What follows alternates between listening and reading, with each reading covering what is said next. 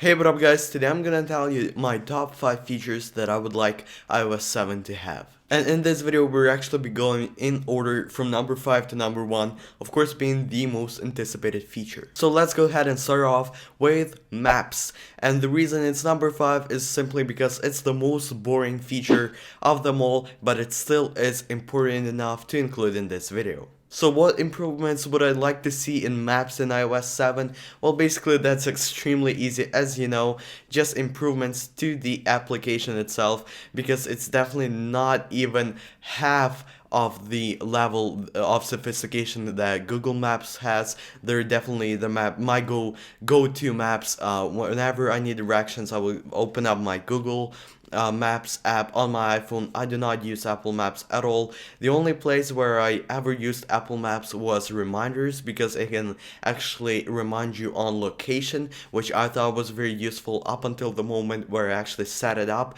and then my phone would just randomly start reminding me that I need to do that thing, although I wasn't in that area where I wanted it to remind me of that thing. And the second feature I would like for Maps in iOS 7 to include, and I'm simply including this just because it's a rumor that's going around, and that is that Maps on iOS 7 can actually be used offline. Number 4 is camera, and not as much the physical camera, because that's obviously has been improving in every version of iPhone. So going from 4 to 4S and then from 4S to 5, we definitely see the improvement of the physical camera. What we haven't seen an improvement of, a lot at least, is the camera app, because obviously with iOS 6 and iPhone 5 we've seen that now camera has a little bit more features. The camera app itself, the biggest one probably being panorama shot, but features like that, only more of that, maybe more manual controls, stuff that we already have been seeing from Android for quite a long time now. Now moving on to the third thing, and it's actually something that has been bugging me from the very first day I got my hands on an iOS device, and a lot of you guys probably have the same issue, and that is that you cannot delete pre-installed apps. So that being apps, and I actually have a folder here that where I put all of my Apple installed apps that I never use, so that they don't take up a lot of space. And actually another thing that bugs me about it is there's an app called Newsstand, which is basically whenever you download a news article to your iPhone or your iOS device, it will go into that newsstand, and it will not even go into any folder. So it just takes up space needlessly. But another apps that I never use, being Compass, Passbook, Stocks, especially Stocks, and it's been bugging me from the first day again that I got my first iOS device. That was the second iPod Touch, second generation. It was extremely old. It was a long time ago, but what I remember is Stocks, and thinking that I never use Stocks, I will never use Stocks.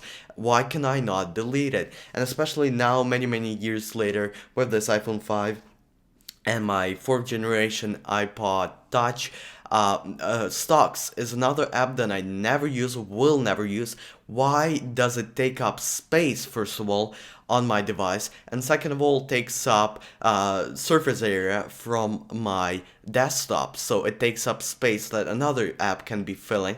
And especially again with memory, I know it doesn't, it doesn't take that much storage, especially something like Stocks, but even that little bit, it all adds up to take up more storage than what it should take up. Okay, the second thing, and it's a big one that a lot of people have an issue with, me not so much, although I would definitely like some refinement in that area, and that being app switching. So as you know, if you want to multitask on your phone, the easiest way, or at least what Apple told us was the easiest way in the beginning, is to use app switching. So basically you double click on home button, and there's a little bar that lifts up from the bottom, and it shows you all the apps that are opened.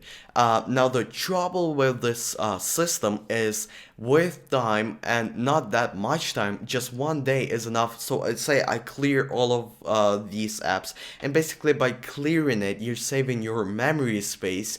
your RAM space, because all of these apps are opened, hence all of them take up a little bit of space. Now Apple has done a very good job with making sure that none of these apps take too much space when they're opened in that app switching bar, but it still takes up memory, and it's not very easy to navigate because if I forget to clean this, which I do very often, it will not clean itself. Now, I haven't used Android for a lot of time, but I believe there's a system where it will have your first four or the last four windows that you close will be open there, so you can get right to them or something like that. If anyone of you guys want to correct me, feel free to. I would love to know more about Android. I try to use it as much as I can when I get a chance. But back to this, the thing is about app switching, it will not close apps. So I open an app, I'm done using it, I close it, but it will still remain in that app switching window forever until I close it. So there could be 30 different apps. So I'm trying to go from, say, Safari to my mail. It can be quite difficult scrolling through all of these just to find mail because it was opened, say, 30 different apps earlier. So it's not very easy. It definitely is a disadvantage to the operating system because it takes up a lot of RAM storage or a lot of RAM memory. So basically that's it for this one. And the number one feature that we want from iOS 7, definitely the number one that I want from iOS 7, definitely the number one that you probably want. And even if you don't, you definitely, most definitely heard every single big tech reviewer on YouTube talk about it. And it is that we all want iOS 7 to have more customization.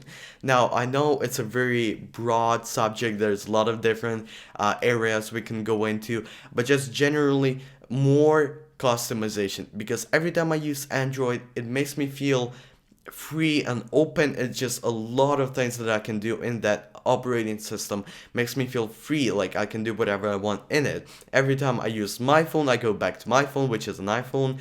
I feel close. I'm developing claustrophobia just because of my phone not letting me do anything as far as customization goes. So all the icons, they have to be in a grid. I cannot separate them with just nothing, just empty space. I cannot do that. I cannot put them wherever I want. It can only go into a grid where every app is one after another. And it is so annoying that I cannot have a widget on my desktop. I cannot rearrange my apps in whatever order I want. It can only go into a grid, and that annoys the hell out of me. You probably know how I feel. A lot of people do, and that's why this is the number one feature we want to see from iOS 7. So with that being said, it finally brings me to the end of this video. I know it's been quite a long one, but again, it's just been my thoughts, all of this, all the order, or all the things. If you have any ideas, or if you think any of these features should go in a different order, definitely let me know by leaving a comment. And other than that, I'll catch you guys later. Bye.